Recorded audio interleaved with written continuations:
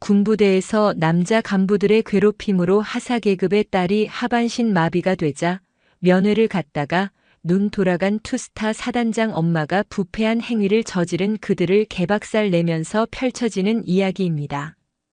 강원도 양구. 민간인 통제선 너머 세상의 끝과 최전선이 맞닿은 곳. 대한민국 육군 제21보병사단 별칭 백두산 부대의 겨울은 모든 것을 얼어붙게 만드는 혹한으로 시작된다. 사단장 육군 소장 최지수의 군화는 그 얼어붙은 땅을 단 하루도 쉬지 않고 밟았다. 그녀는 서류 더미에 파묻힌 지휘관이 아니었다. 매일같이 험준한 산악지형의 전방 소초지오피 철책을 순찰하고 땀과 흙먼지에 절은 병사들과 함께 훈련장을 누비는 야전 지휘관이었다. 군 내부에서 그녀의 별명은 백두산 아모랑이었다.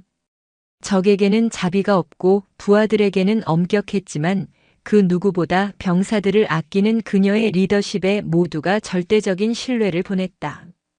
그녀의 어깨에 달린 2개의 별은 그저 장식품이 아니었다. 수십 년간 전후방 각지에서 켜켜이 쌓아 올린 실전 경험과 지휘 철학의 결정체였다. 그런 그녀에게 유일하게 마음 쓰이는 존재가 있었다. 바로 같은 부대 직할 통신대대에서 복무 중인 딸 윤서아 하사였다. 사관학교를 나와 장교가 되기를 바랐던 주변의 기대를 뒤로하고 서아는 가장 낮은 곳에서부터 군을 배우겠다며 부사관의 길을 택했다. 그것도 어머니가 지휘하는 최전방 사단으로 자원했다. 최지수는 딸의 그 결정을 자랑스러워하면서도 매일 밤 살얼음판을 걷는 심정으로 딸의 안위를 걱정했다. 사단장님, 이번 주 주말 면회 외출 신청서입니다. 부관이 내민 서류철에서 최지수는 딸의 이름을 발견했다. 입가에 저절로 희미한 미소가 번졌다. 마침 주말에 예정되었던 군단장 방문이 취소되어 시간이 비었다. 그녀는 직접 딸을 보러 가기로 마음먹었다. 요란한 사단장 행차가 아닌 평범한 어머니의 모습으로. 주말 아침 최지수는 관용차 대신 수수한 개인 차량을 직접 몰아 통신대대 위병소에 섰다. 신분을 밝히자 위병소 근무자들이 기겁을 하며 예를 갖추려 했지만 그녀는 손을 저어 만류했다. 조용히 면회만 하고 갈 생각이다. 윤서아 하사, 면회실로 좀 불러주게. 면회실은 소박했다. 난로의 온기가 훈훈하게 퍼지는 작은 공간. 최지수는 창밖으로 쌓인 눈을 보며 딸을 기다렸다. 얼마나 지났을까? 면회실 문이 조용히 열렸다. 그런데 그녀의 예상과 달리 들어온 것은 딸이 아니었다. 충성. 의무중대장 대위 이진석입니다. 의무장교의 경례에 최지수는 고개를 갸웃했다. 그리고 의무장교가 옆으로 비켜서는 순간 그녀는 자신의 눈을 의심했다. 의무장교의 뒤에는 휠체어가 있었다. 그리고 그 휠체어 위에는 그녀의 딸 윤서아가 앉아 있었다. 담요가 덮인 무릎 아래로는 아무런 미동도 없었다. 핏기 하나 없이 창백한 얼굴, 텅 빈 껍데기처럼 초점을 잃은 눈동자. 그녀가 알던 언제나 햇살처럼 밝고 씩씩하던 딸의 모습은 어디에도 없었다. 서서하야. 최지수의 입에서 터져나온 외침은 비명에 가까웠다. 그녀는 자기도 모르게 자리에서 일어나 딸에게 달려갔다. 강철 같던 그녀의 심장이 산산조각 나는 소리가 들렸다. 어머니 오셨어요. 서아는 애써 웃어보려 했지만 입꼬리는 경련하듯 떨릴 뿐이었다. 그녀의 눈에서 참아왔던 눈물 한 방울이 뺨을 타고 흘러내렸다. 최지수는 딸의 휠체어 앞에 무릎을 꿇었다. 그녀는 떨리는 손으로 딸의 다리를 덮은 담요를 조심스럽게 들쳤다. 그 아래로 드러난 딸의 2 다리는 미세한 움직임조차 없이 축 늘어져 있었다. 대체 이게 무슨 일이냐? 말해봐. 내 다리가 왜 이 모양이야? 그녀의 목소리는 절망과 분노로 갈라져 나왔다. 의무중대장이 당혹스러운 얼굴로 다가와 보고했다. 지난주 야간 수송 작전 중에 윤 하사가 탑승했던 군용 트럭이 빙판길에 미끄러지면서 계곡 아래로 추락했습니다. 차량은 크게 파손되지 않았지만 충격으로 척추에 심각한 손상을 입었습니다. 현재 하반신 감각이. 의무중대장의 말이 이어질수록 최지수의 머릿속은 하얗게 비어갔다. 사고, 척추 손상, 하반신 마비. 믿을 수 없는 단어들이 그녀의 귀를 후벼 팠다. 죄송합니다. 어머니, 제가 부주의해서 걱정 끼쳐드려서 죄송합니다. 서하가 기어들어가는 목소리로 사과했다. 하지만 최지수는 보았다. 딸의 눈빛 깊은 곳에 숨겨진 것. 그것은 단순한 고통이나 미안함이 아니었다. 짙고 어두운 공포의 그림자였다. 그녀의 수십 년 군 생활이 만들어낸 동물적인 직감은 경고등을 울리고 있었다. 이것은 단순한 사고가 아니다. 최지수는 딸의 생기 없는 손을 잡았다. 얼음장처럼 차가운 그 감촉에 그녀의 심장은 분노라는 이름의 활화산이 되어 들끓기 시작했다. 얼어붙은 계곡에 묻힌 진실을 향한 한 어머니의 처절한 전쟁은 그렇게 시작되고 있었다. 면회실의 공기는 유리 조각처럼 날카롭고 차가웠다. 최지수는 딸의 휠체어 옆에 선 채 의무중대장의 보고를 듣고 있었다. 보고 내용은 간결했지만 의문투성이었다. 사단장의 딸이 하반신 마비 가능성이 있는 중상을 입은 사고인데 자신은 일주일이 지나도록 까맣게 모르고 있었다. 정상적인 보고 체계라면 있을 수 없는 일이었다. 사고 현장 기록과 후속 조치 보고서를 가져오도록. 최지수의 목소리는 감정이 배제된 채 차갑게 울렸다. 하지만 그 차가움은 끓는 점을 넘어 얼어붙은 분노의 다른 모습이었다. 바로 그때 면회실 문이 다시 열리고 한장교가 들어섰다. 대위 계급장을 단 그는 번지르르한 얼굴에 과장된 안타까움을 담고 있었다. 충성. 중대장 대위 한정혁입니다. 사단장님 오셨다는 말씀을 이제야 들었습니다. 윤 하사일은 정말 뭐라고 위로의 말씀을 드려야 할지 모르겠습니다. 그가 바로 서하의 직속상관 한정혁 대위였다. 그는 서하의 어깨를 친근하게 두드리며 말했다. 우리 윤 하사가 워낙 책임감이 강해서 그렇습니다. 그날도 가장 위험한 수송로를 자기가 맡겠다고 자원했었죠. 정말 영웅적인 군인 정신입니다. 사단장님께서도 자랑스러우시겠습니다. 그 순간 최지수의 눈이 번뜩였다. 한정혁의 손이 닿자 서하의 어깨가 자신도 모르게 움찔하는 것을 놓치지 않았다. 그리고 영웅적인 군인 정신이라는 포장지 속에서 역겨운 거짓의 냄새가 풍겨왔다. 내 딸을 2번 죽이는구나. 최지수는 한정혁을 머리부터 발끝까지 훑어보았다. 그의 눈은 진심 어린 슬픔이 아닌 상황을 무마하려는 자의 교활함으로 번들거렸다. 한대위. 사고 당시 상황을 좀 더 자세히 듣고 싶군. 자네는 어디에 있었지? 저는 지휘통계실에서 전체 작전을 통제하고 있었습니다. 현장 지휘는 부소대장에게 맡겼습니다만. 보고서는? 예. 여기 있습니다. 한정혁이 내민 보고서는 터무니없을 정도로 간단했다. 단순 차량 결함 및 도로 결빙으로 인한 안전사고로 종결되어 있었다. 최지수는 보고서를 테이블 위에 던지듯 내려놓았다. 이게 전부인가? 탑승자 전원의 진술서, 차량 정비 기록, 사고 현장 사진 한 장 없이? 이게 백두산 부대의 일처리 방식인가? 사단장의 서늘한 질책에 한정혁의 얼굴이 순간 굳었다. 송구합니다. 워낙 경황이 없어서 즉시 보완해서 다시 보고드리겠습니다. 됐다. 나가보도록. 최지수는 더 이상 그와 말을 섞고 싶지 않았다. 한정혁이 마지못해 경례를 붙이고 나가자 면회실에는 다시 무거운 침묵이 흘렀다. 최지수는 딸의 얼굴을 마주 보았다. 서하야. 엄마 눈을 보고 말해. 정말 사고가 맞니? 서하는 어머니의 시선을 피했다. 그녀의 입술이 파르르 떨렸다. 무언가 말하려 했지만 차마 입 밖으로 내지 못하고 고개를 숙였다. 그 침묵은 그 어떤 대답보다 더 많은 것을 말해주고 있었다.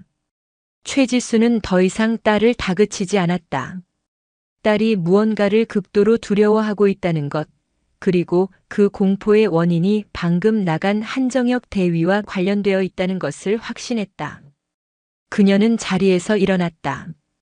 딸의 뺨을 한번 쓸어주고 아무 말 없이 면회실을 나섰다. 분노를 억누르느라 꽉 쥔 주먹 안에서는 손톱이 손바닥을 파고들어 피가 벨 지경이었다. 사단장 집무실로 복귀하는 대신 그녀의 차가 향한 곳은 사단 사령부 내에서도 가장 깊숙하고 은밀한 곳 헌병대 건물이었다. 최지수는 헌병대장 박성진 중령의 사무실 문을 벌컥 열었다. 그녀의 살기 어린 등장에 박 중령은 벌떡 일어섰다. 박성진 중령은 최지수가 연대장 시절부터 발탁하여 함께한 그녀의 수족과도 같은 충신이었다. 사단장님 어인일로. 박 중령. 최지수는 그의 말을 잘랐다. 그녀의 목소리는 강철이 긁히는 소리처럼 차가웠다. 지금부터 내 말 잘 듣게. 이것은 사단장의 공식 명령이 아니다. 한 어미가 자네에게 개인적으로 부탁하는 일이다. 박성진은 긴장된 얼굴로 침을 삼켰다. 통신대대에서 있었던 윤서와 하사 사고, 그건 사고가 아니다. 냄새가 나. 아주 역겨운 거짓의 냄새가. 그녀는 책상 위를 주먹으로 내리쳤다. 자네 헌병대에서 가장 믿을 수 있는 수사관들로 특별팀을 꾸려. 오늘 밤부터 통신대대 전체를 그림자처럼 감시해. 모든 통화 내용을 감청하고 관련된 모든 인물들의 동향을 파악해. 아무도 모르게, 쥐도 새도 모르게 진실을 캐내. 알아들었나? 명심하겠습니다. 한정혁 대위. 그놈을 집중적으로 파. 먼지 한 톨까지 전부 털어내. 그놈이 내 딸에게 무슨 짓을 했는지 알아내야겠다. 최지수의 눈은 먹이를 포착한 호랑이처럼 번뜩였다. 보고는 나에게만 하도록. 이 시간부로 나는 사단장이 아니다. 내 딸을 나락으로 밀어넣은 놈들을 사냥하는 어미 호랑이다. 그녀의 선언에 사무실의 온도가 몇 도는 더 내려가는 듯 했다. 거짓의 냄새를 맡은 호랑이의 분노는 이제 진실을 향한 끈질기고 잔혹한 추적을 예고하고 있었다. 그날 밤부터 박성진 중령의 헌병 특별수사팀은 유령처럼 움직였다. 그들은 정기 보안 점검을 위장해 통신대대 전산망에 접근했고 한정혁 대위를 비롯한 주요 인물들의 통신 기록과 컴퓨터 사용 내역을 샅샅이 뒤졌다. 대대 외곽에는 고성능 감시 장비가 설치되었고 수사관들은 병사들과의 비공식 면담을 통해 조각난 진실의 파편들을 맞춰나가기 시작했다. 처음에는 모두가 입을 다물었다. 한정혁 대위의 보복에 대한 두려움이 부대 전체를 짓누르고 있었다. 하지만 박성진은 집요했다. 그는 윤서와 하사와 가장 친했던 동기여군 부사관을 설득하는 데 성공했다. 완벽한 신변 보장을 약속받은 그녀는 마침내 울음을 터뜨리며 어둠 속에 감춰졌던 끔찍한 진실의 문을 열었다. 서하 윤하사는 처음부터 표적이었습니다. 한정혁 대위는 대놓고 여군을 벌레 보듯 하는 인간이었습니다. 특히 사단장 딸이라는 꼬리표를 단 윤하사를 눈의 가시처럼 여겼어요. 그녀의 증언을 시작으로 다른 병사들의 입에서도 본물처럼 아우성이 터져나왔다. 수사팀이 재구성한 사건의 전말은 최지수가 상상했던 것 이상으로 잔혹하고 비열했다. 한정혁 대위는 자신의 중대에서 여군, 특히 자신보다 유능한 모습을 보이는 윤서아의 존재 자체를 참지 못했다. 그는 회의 시간마다 공개적으로 서아를 모욕했다. 윤하사 커피나 좀 타와. 여자가 할 일은 그런 거 아니겠어? 이래서 계집은 군대에 발을 들이면 안 된다는 거야. 머리에 든 게 없으니 몸이라도 고생해야지. 그의 폭언은 일상이었다. 그는 서아에게만 유독 위험하고 고된 임무를 몰아주었다. 폭설이 내리는 날에는 홀로 철탑에 올라 케이블 점검을 시켰고 야간 훈련 중에는 일부러 장비를 숨겨놓고 찾아오라며 윽박질렀다. 서한은 모든 부당한 대우를 묵묵히 견뎠다. 어머니에게 누를 끼치고 싶지 않았고 여군이라서 나약하다는 소리를 듣고 싶지 않았기 때문이었다. 사건이 터진 그날 밤, 부대는 혹한기 야간 통신망 구축 훈련 중이었다. 한정혁은 가장 험준하고 위험한 제3계곡 통신점 연결을 서하에게 단독으로 명령했다. 그곳은 잦은 낙석으로 평소에도 출입이 통제되던 곳이었다. 사단장 딸이면 이 정도는 껌 아니야? 못하겠으면 지금이라도 엄마한테 울면서 전화해. 그의 비아냥에 서하는 이를 악물고 칠흑 같은 어둠 속으로 향했다. 동료들이 위험하다며 만류했지만 한정혁은 군인은 명령에 죽고 사는 것이라며 윽박질렀다. 서하가 무거운 통신 장비를 메고 위태로운 계곡 비탈을 오르던 그때 사건이 터졌다. 한정혁과 그의 측근 부사관 몇 명이 술에 취해 겁이나 주자며 그녀의 위쪽 비탈에서 돌을 굴린 것이다. 그들의 악의적인 장난은 끔찍한 비극을 낳았다. 작은 돌멩이들이 아슬아슬하게 균형을 잡고 있던 거대한 바위를 건드렸고 순식간에 산사태에 가까운 낙석이 발생했다. 서하는 피할 틈도 없이 쏟아져 내리는 돌무더기에 휩쓸렸다. 비명과 함께 그녀의 몸은 수십 미터 아래 계곡 바닥으로 추락했다. 정신을 잃은 그녀를 발견한 한정혁과 그 무리들은 공포에 휩싸였다. 자신들의 범죄가 드러날 것을 두려워한 그들은 서하를 병원으로 옮기는 대신 군용 트럭 추락 사고라는 완벽한 시나리오를 꾸몄다. 그들은 의식을 잃은 서하를 트럭에 싣고 일부러 도로 옆 얕은 도랑에 차를 처박았다. 그리고 부대의 모든 병사들에게 입을 잘못 놀리면 군 생활 끝나는 줄 알라고 협박하며 철저히 입을 막았다. 모든 진실이 담긴 보고서가 최지수의 책상 위에 놓인 것은 새벽 3시였다. 사단장 집무실의 불은 꺼지지 않고 있었다. 최지수는 한자 한자 보고서를 읽어내려갔다. 그녀의 표정에는 아무런 변화가 없었다. 슬픔도 놀라움도 없었다. 오직 모든 것을 불태워버릴 듯한 차갑고 시리도록 푸른 분노만이 이글거리고 있었다. 딸이 겪었을 모멸감, 공포, 그리고 마지막 순간의 절망이 칼날이 되어 그녀의 심장을 헤집었다. 보고서의 마지막 장을 덮은 그녀는 조용히 수화기를 들었다. 상대는 박성진 중령이었다. 박중령. 예, 사단장님. 지금 즉시 사단 전체의 비상소집 명령을 하달하게. 5분 대기조를 포함한 전 전투병력은 완전 무장하고 연병장에 집합시킨다. 예. 사단 전체 말입이십니까? 무슨 일이라도. 박성진의 물음에 최지수는 나지막하지만 지옥의 악마조차 전율할 만큼 섬뜩한 목소리로 답했다. 사냥을 시작한다. 내 딸을 망가뜨린 짐승 새끼들을 오늘 내 손으로 직접 찢어 죽일 생각이야. 창밖의 어둠이 술렁이기 시작했다. 백두산 부대 전체를 뒤흔드는 사이렌 소리가 칠흑 같은 양구의 밤하늘을 가르며 울려 퍼졌다. 어둠 속에서 잠자던 호랑이가 마침내 포효한 것이다. 그 누구도 그 무엇도 그녀의 분노를 막을 수 없었다. 새벽 3시. 백두산 부대의 심장, 양구의 광활한 연병장을 찢는 사이렌 소리는 단순한 경보가 아니었다. 그것은 잠자던 야수의 포효였고 피의 심판을 알리는 서곡이었다.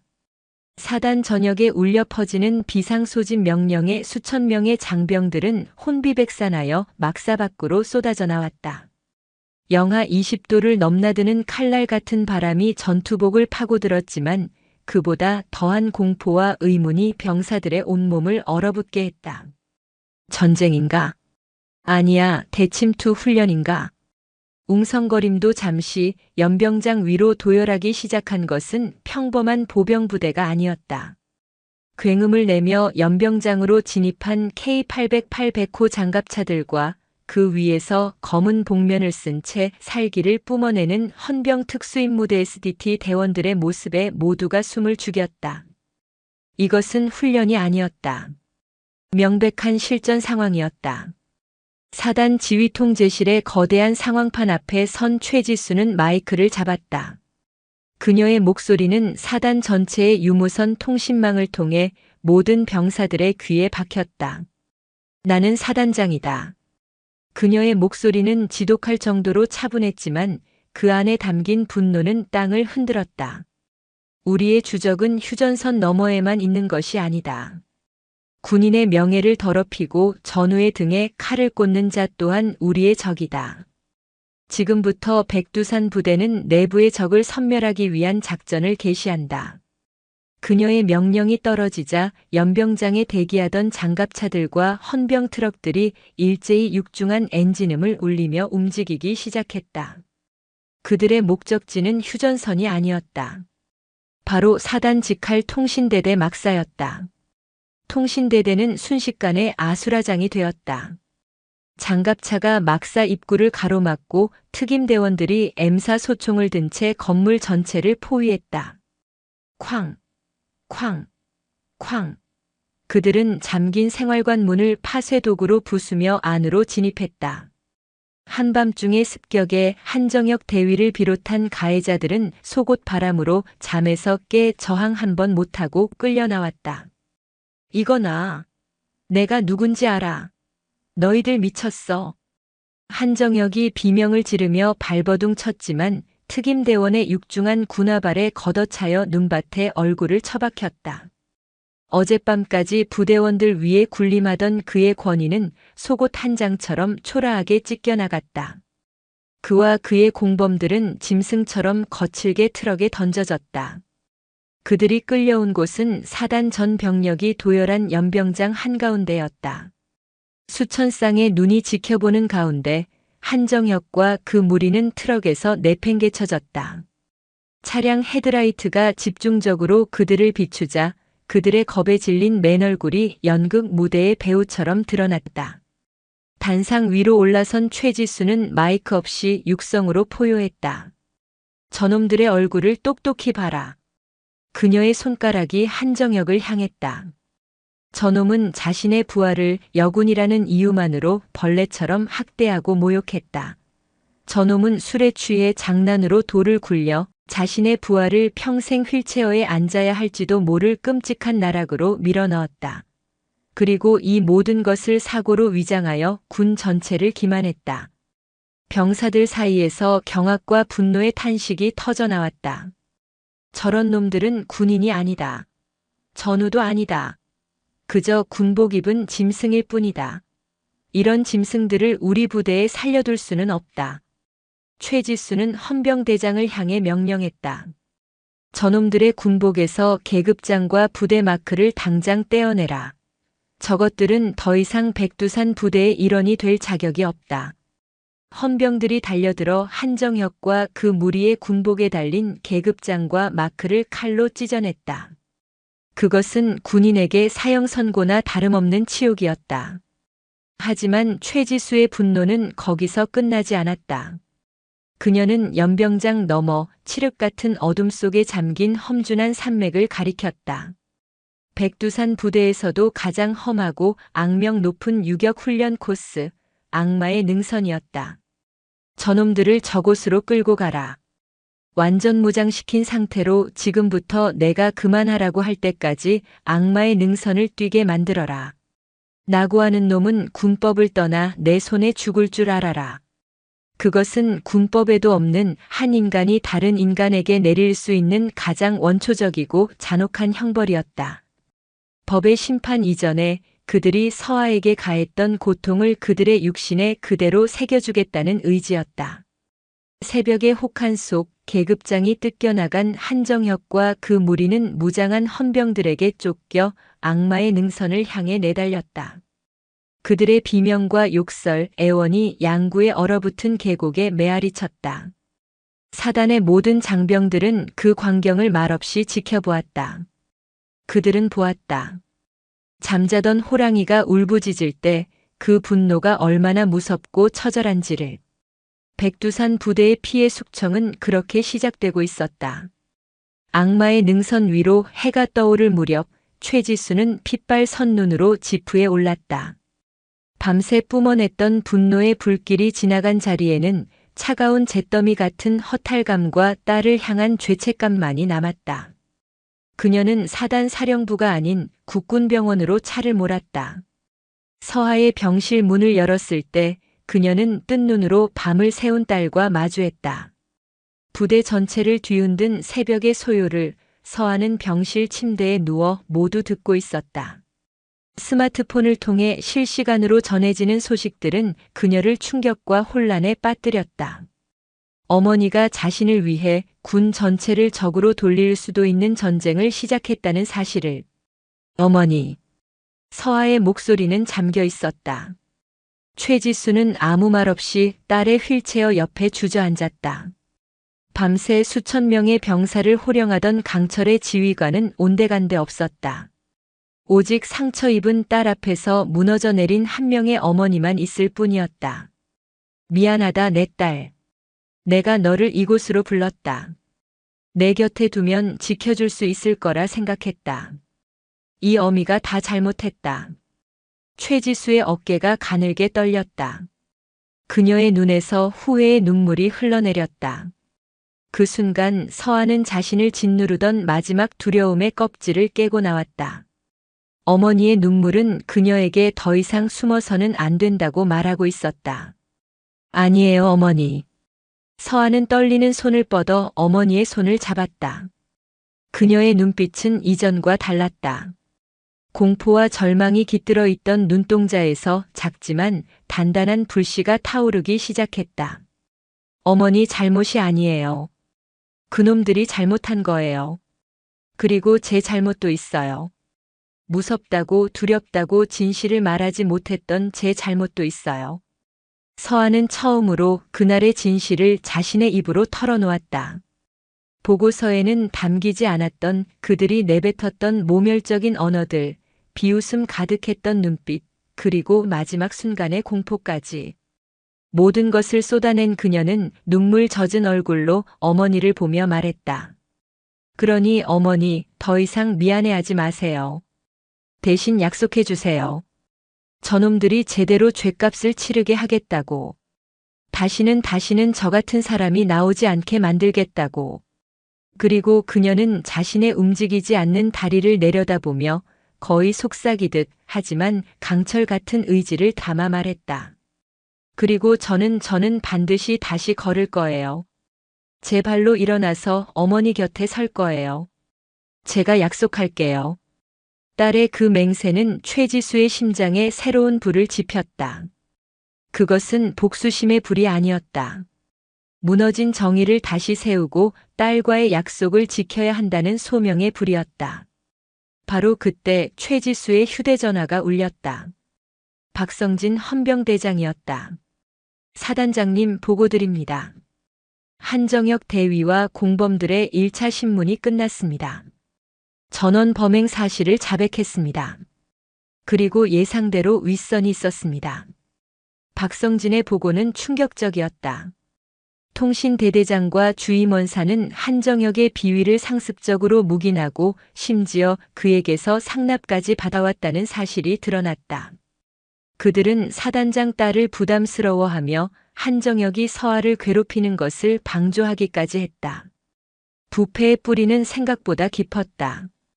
최지수는 딸의 손을 꼭 잡은 채 전화기 너머로 명령을 내렸다. 그녀의 목소리는 다시 얼음처럼 차가워져 있었다. 그놈들이 지금 어디에 있지? 대대장실에서 사태 파악 중인 것으로 확인됩니다. 좋다. 지금 즉시 헌병대를 투입해서 통신대대장과 주임원사를 직위 해제하고 현장에서 체포하도록. 반항하면 사살해도 좋다. 그리고 대대 전체를 폐쇄하고 정밀 감사에 착수해. 썩은 뿌리는 하나도 남김없이 뽑아버려야겠다. 잿더미 속에서 모녀는 서로의 손을 잡고 있었다. 한 명은 다시 일어서겠다는 약속의 불씨를, 다른 한 명은 썩은 모든 것을 불태워버리겠다는 심판의 불씨를 피워 올리고 있었다. 백두산 부대의 진짜 전쟁은 이제부터 시작이었다. 최지수의 분노는 한바탕의 폭풍으로 끝나지 않았다. 그것은 부대의 체질을 바꾸는 외과 수술처럼 집요하고 정교하게 이어졌다. 통신대대는 해체에 가까운 재편에 들어갔다. 모든 간부들은 재심사를 받았고 부조리를 묵인하거나 동조했던 이들은 가차없이 군복을 벗었다. 그 빈자리에는 최지수가 직접 면접을 통해 선발한 강직하고 능력 있는 인재들이 채워졌다. 그녀는 통신대대 전 병사들과의 간담회를 열었다. 계급장을 떼고 사단장이 아닌 인생 선배로서 그들의 목소리를 들었다. 수많은 고름이 터져 나왔다. 최지수는 그 모든 것을 기록하고 즉시 시정 조치를 명령했다. 병사들은 깨달았다. 이것은 보여주기식 쇼가 아니라는 것을, 사단장이 진심으로 부대를 바꾸려 한다는 것을. 공포와 불신으로 가득 찼던 부대에는 서서히 신뢰와 희망이라는 새로운 싹이 트기 시작했다. 한편 서하의 전쟁은 또 다른 곳에서 시작되고 있었다. 국내 최고의 의료진과 재활시설을 갖춘 국군 수도병원. 그녀는 그곳에서 자신과의 처절한 싸움을 벌였다. 하나, 둘, 극. 재활치료실 서하는 온몸을 땀으로 적신 채 수평봉에 매달려 있었다. 조금이라도 척수신경을 자극하기 위한 훈련이었다. 감각 없는 하반신을 들어 올리는 것은 온전히 팔과 상체의 힘으로 해야만 했다. 비명에 가까운 신음이 터져 나왔지만 그녀는 이를 악물고 훈련을 멈추지 않았다. 의료진의 소견은 비관적이었다. 척수 손상 정도가 너무 심해 다시 걷게 될 확률은 희박하다고 했다. 절망적인 진단 앞에서 서하는 좌절하는 대신 오히려 오기를 불태웠다. 나는 군인이다. 군인은 불가능에 도전하는 존재다. 그녀의 하루는 전쟁과 같았다. 새벽 5시에 일어나 휠체어에 앉은 채 할 수 있는 근력 운동을 시작했고 오전에는 고통스러운 재활치료를, 오후에는 전기 자극 치료를 받았다. 밤에는 군사학 서적을 파고들었다. 특히 그녀가 집중한 것은 통신기술과 사이버전 분야였다. 두 다리를 쓸 수 없다면 누구보다 뛰어난 두뇌와 손가락으로 싸우는 군인이 되겠다고 결심했다. 그녀의 병실은 재활원인 동시에 미래를 준비하는 첨단 전략 연구소였다. 그녀의 강철 같은 의지는 기적의 불씨를 지폈다. 어느 날 밤 홀로 발가락에 온 신경을 집중하던 그녀는 아주 미세하게, 거의 느껴지지 않을 정도의 경련이 엄지발가락 끝에서 일어나는 것을 느꼈다. 그녀는 자신의 눈을 의심했다. 그리고 다시 한번 온 힘을 다해 명령했다. 움직여. 그러자 발가락이 다시 한번 파르르 떨렸다. 서하는 자신도 모르게 흐느꼈다. 그것은 절망의 눈물이 아니었다. 강철이 담금질을 이겨내고 마침내 빛을 발하기 시작했음을 알리는 희망의 눈물이었다. 하지만 최지수와 윤서하 모녀가 각자의 전쟁에서 힘겨운 승리를 만들어가는 동안 그녀들이 예측하지 못했던 또 다른 적이 움직이고 있었다. 계룡대 육군본부. 백두산 부대에서 벌어진 전대미문의 숙청 작업은 최고 지휘부의 심기를 건드렸다. 아무리 사단장의 권한이라지만 법적 절차를 무시한 즉결심판과 부대 해체 수준의 개편은 명백한 지휘권 남용이었다. 특히 최지수의 개혁으로 입지가 좁아진 기득권 장성들은 그녀를 군 전체의 위계를 무너뜨리는 위험인물로 지목하고 육군 참모 총장에게 연일 그녀를 징계해야 한다고 압력을 넣었다. 결국 육군 참모 총장은 칼을 빼들었다. 21사단 지휘 체계 및 부대 운영 실태에 대한 특별 정밀 감사를 지시한 것이다. 감사의 총책임자는 군내에서 저승사자로 불리는 강경파 윤태석 중장이었다. 어느 날 오후 백두산 부대 사단장실. 최지수는 담담한 얼굴로 창밖을 보고 있었다. 사령부 연병장 위로 검은색 세단 여러 대가 줄지어 들어오고 있었다. 맨 앞에 차에서 내린 것은 어깨에 별 3개를 단 윤태석 중장이었다. 그의 차가운 눈빛은 명백한 적의를 담고 있었다. 최지수는 자신의 부대를 바로 세우기 위해 괴물과 싸웠다. 하지만 이제 그녀 자신이 군대라는 더 거대한 괴물의 표적이 되고 말았다. 그녀의 가장 힘겹고 외로운 전쟁이 이제 막 시작되려 하고 있었다. 백두산 부대 사령부 청사 앞 여러 대의 검은색 세단이 멈춰 서자 부대 전체에 강철 같은 긴장감이 흘렀다. 중앙 계단 위 최지수는 꼿꼿한 자세로 서서 그들을 맞았다. 차에서 내린 것은 육군 참모총장의 칼이라 불리는 감사실장 윤태석 중장이었다. 그의 얼음장 같은 눈빛은 최지수의 모든 것을 해부하려는 듯 날카롭게 빛났다. 최 장군 오랜만이군. 먼 길 오시느라 고생 많으셨습니다, 장군님. 두 사람의 인사에는 온기라고는 찾아볼 수 없었다. 그것은 전쟁을 앞둔 적장들의 탐색전이었다. 윤태석의 감사는 예상보다 훨씬 집요하고 잔혹했다. 그의 감사팀은 부대의 모든 서류를 이잡듯 뒤졌고 주요 간부들을 밤샘 조사하며 최지수의 약점을 찾으려 혈안이 되었다. 감사의 초점은 명확했다. 한정혁 대위와 그 무리에 대한 최지수의 초법규적인 심판이었다. 윤태석은 그녀를 사적 감정에 눈이 멀어 군의 기강을 무너뜨린 지휘관으로 규정하고 그 프레임에 맞춰 모든 증거를 꿰맞춰 나갔다. 며칠 후 윤태석은 사단장실에서 최지수와 독대했다. 그는 수십 페이지에 달하는 감사 결과 보고서를 책상 위에 던지듯 올려놓았다. 최 장군, 변명이라도 듣고 싶군. 법적 절차를 무시한 불법 감금, 가혹 행위 교사, 직권 남용 이 정도면 군복을 벗는 걸로 끝나지 않을 걸세. 자네의 그 별 2개 내 손으로 직접 떼어줘야겠어. 윤태석은 승리를 확신했다. 그는 최지수가 무릎 꿇고 용서를 빌 것이라 생각했다. 하지만 최지수는 미동도 하지 않았다. 그녀는 오히려 서늘한 미소를 지었다. 장군님께서 찾으시던 것이 고작 그 정도입니까? 뭐라고? 저는 장군님께서 이 부대의 더 깊은 곳까지 보실 수 있는 분이라 생각했습니다만 실망이 큽니다. 최지수는 자리에서 일어나 자신의 책상 위 다른 서류철을 윤태석 앞에 내밀었다. 그것은 지난 며칠간 박성진의 헌병대가 윤태석의 감사팀 몰래 수집한 또 다른 보고서였다. 이것이 제가 찾아낸 진짜 문제입니다. 보고서의 내용은 충격적이었다. 한정혁의 비리를 묵인했던 통신대대장은 과거 윤태석 중장이 군단장으로 재직하던 시절 그의 직속 부하였으면 당시에도 비슷한 비리 문제로 징계 직전에 윤태석의 비호로 살아남았다는 사실이 적혀 있었다.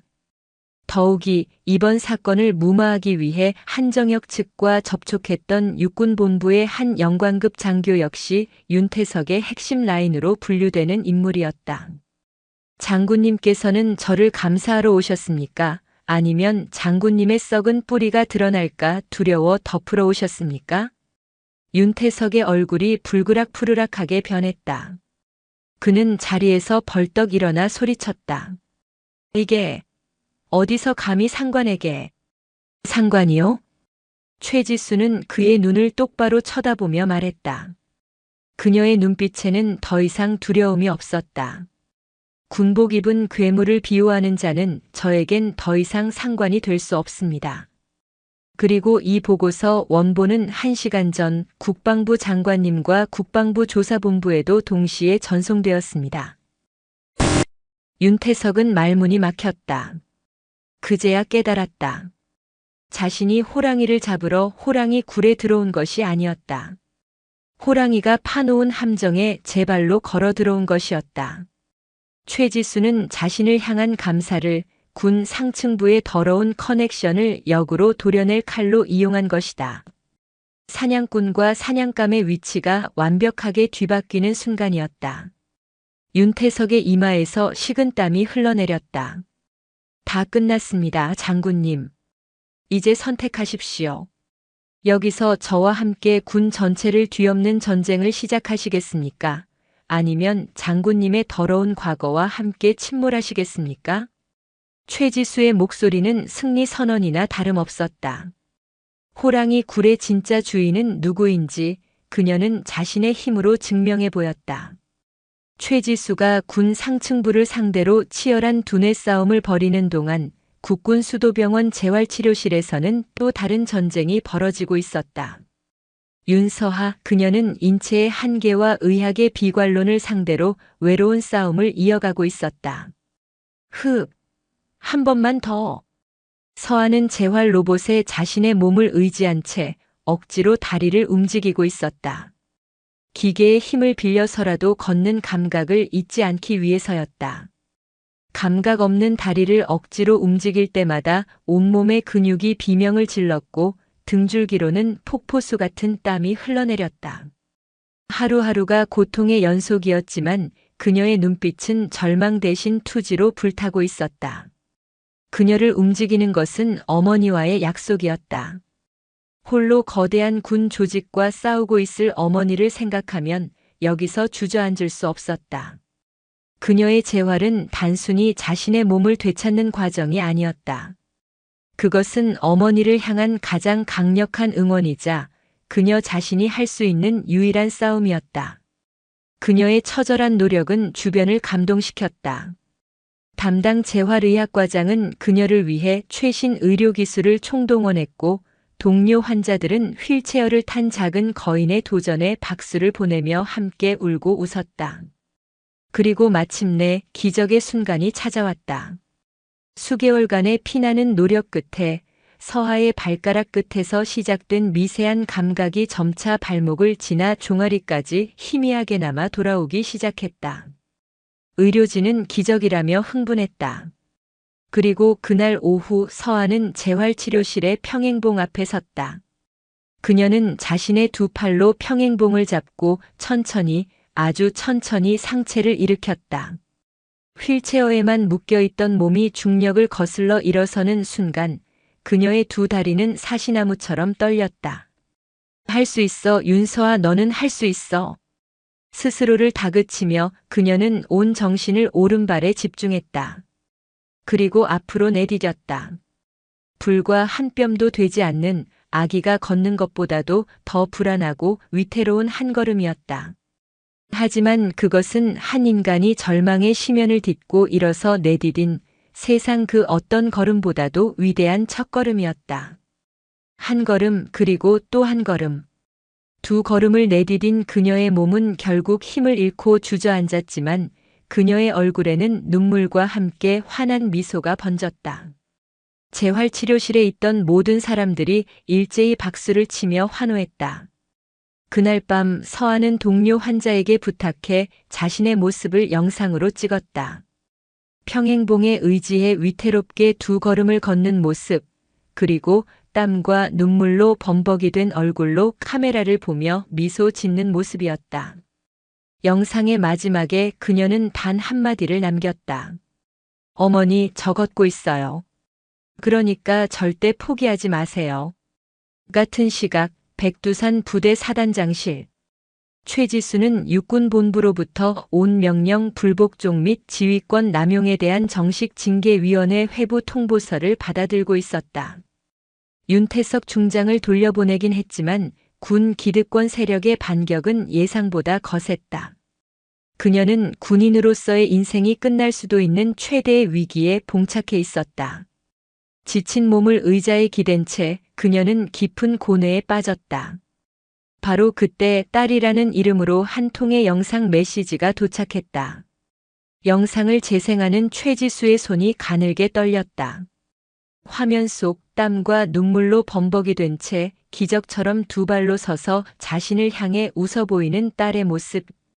그리고 포기하지 마세요라는 그 한마디.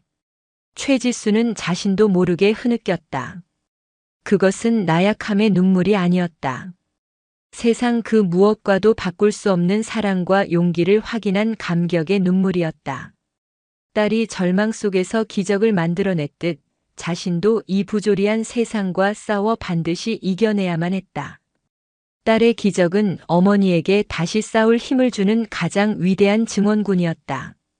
최지수는 눈물을 닦고 징계위원회 통보서를 손에 쥔 채 자리에서 일어났다. 그녀의 눈은 다시 백두산 호랑이의 매서운 눈빛으로 돌아와 있었다. 그녀의 전쟁은 아직 끝나지 않았다. 딸의 영상 편지는 최지수에게 마지막 남은 망설임을 불태워버린 불쏘시개가 되었다. 그녀는 더 이상 군 내부의 규칙에 얽매이지 않기로 결심했다. 이 싸움에서 진다면 자신뿐만 아니라 딸의 기적까지도 짓밟히게 될 것이었다. 그녀는 박성진 헌병대장을 통해 수집한 모든 자료, 윤태석 중장의 비호 의혹, 육군본부 내 부패 커넥션, 그리고 한정혁 사건의 전말을 담은 백서를 들고 군 지휘계통을 무시한 채 청와대와 언론에 직접 접촉하는 초강수를 두었다. 결과는 폭발적이었다.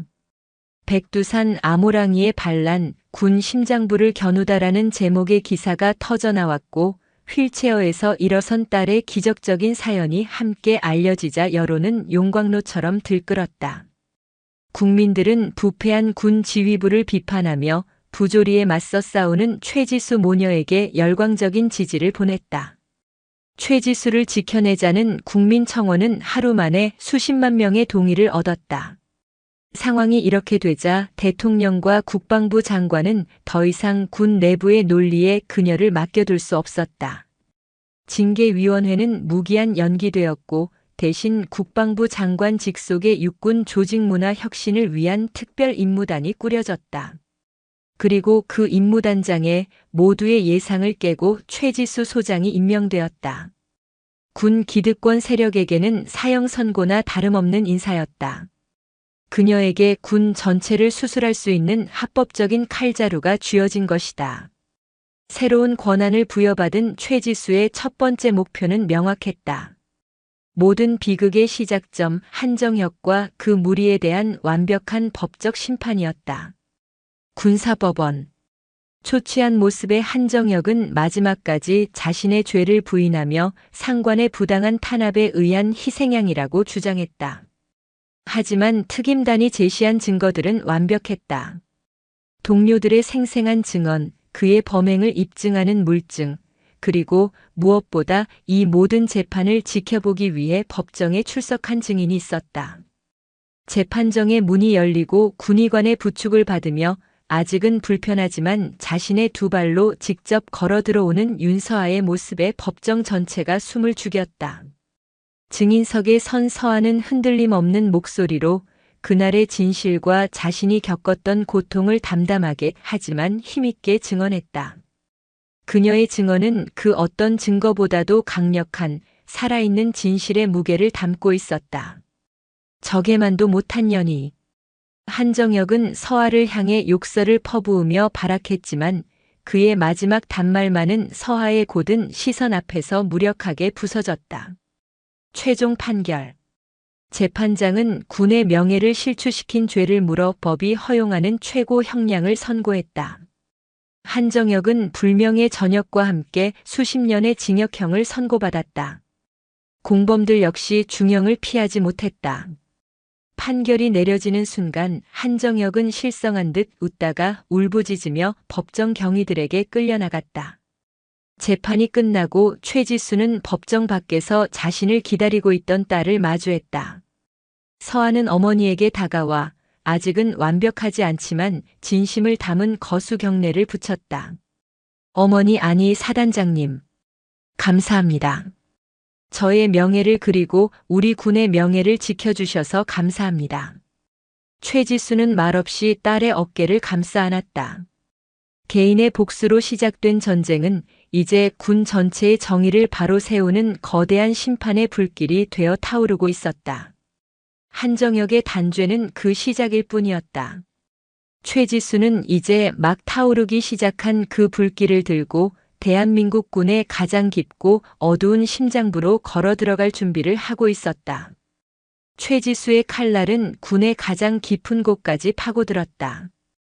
그녀가 이끄는 육군 조직문화혁신 특별임무단은 지난 수십 년간 군 내부에 단단하게 뿌리내렸던 악습과 부조리의 근원을 도려내는 대수술을 감행했다.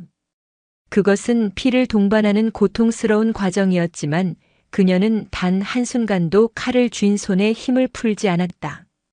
그녀의 개혁은 단순한 처벌에 그치지 않았다. 최지수는 군의 미래를 바꾸는 설계자였다. 그녀는 지휘관의 책임과 권한만을 강조하던 기존의 군 문화를 뜯어고쳤다. 병사 인권 보호관 제도를 신설하여 지휘관의 영향력에서 벗어난 독립적인 소통 창구를 만들었고, 간부 선발 및 진급 평가에는 부하 존중 및 소통 능력 항목을 가장 중요한 기준으로 포함시켰다. 훈련 성과가 아무리 뛰어나도 부하를 인격적으로 대하지 않는 지휘관은 더 이상 백두산 부대, 나아가 대한민국 군에서는 설 자리가 없도록 시스템을 바꾼 것이다.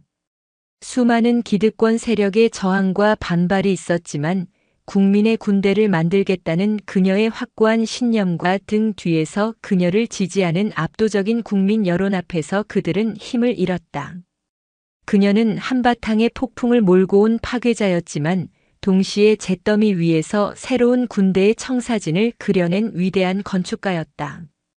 그리고 2년의 시간이 흘렀다. 충청남도 논산 육군훈련소 연무대 강당.